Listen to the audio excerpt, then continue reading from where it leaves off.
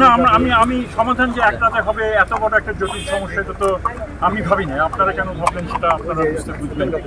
এবং তবে সমাধান হওয়ার যে প্রক্রিয়া সেটা ত্বরান্বিতভাবে সেটা আমরা সম্পাদন করছি এবং আশা করি খুব দ্রুত এই সমাধানটা হবে। এটুকু বলতে পারি। ডিসির ব্যাপারে আসলে সরকারের মানে মনোভাবটা কি আপনাদের?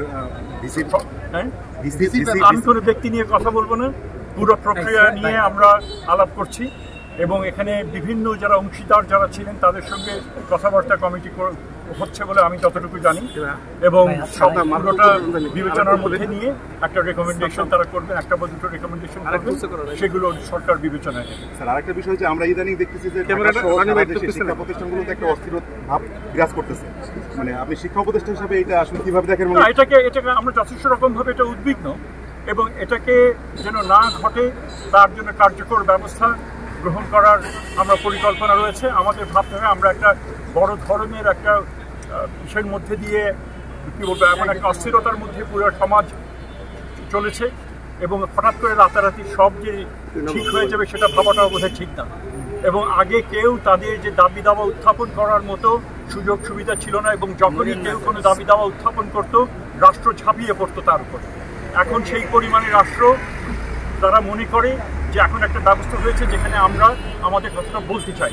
হয়তো সেখানে তাদের একটা তাড়াহুড়ো আছে এবং তারা চান যে এইগুলো দাবিগুলো মানা হোক।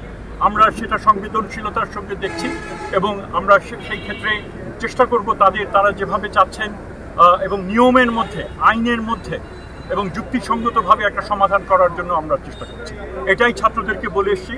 ছাত্রদের সাথে যখন কথা বলেছি আমি সকালবেলায় এসে তারা যেন অনশন, আমার একটা মাত্র তাদের প্রতি আমার আহ্বান ছিল এবং আবেদন ছিল যে তোমরা গরমের মধ্যে আছো, অলরেডি গত কয়েকজন অসুস্থ হয়ে পড়েছিল, তোমরা আবার আজকে আবার আরেকটা দিন তোমরা এটা যদি ক্ষান্ত হও আমরা কিন্তু কাজ শুরু করেছি।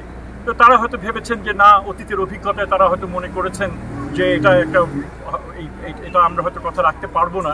আমি তাদেরকে নিশ্চিত করেছি এবং আমার ধারণা আমরা যত দ্রুত এটা সমাধান করতে পারবো।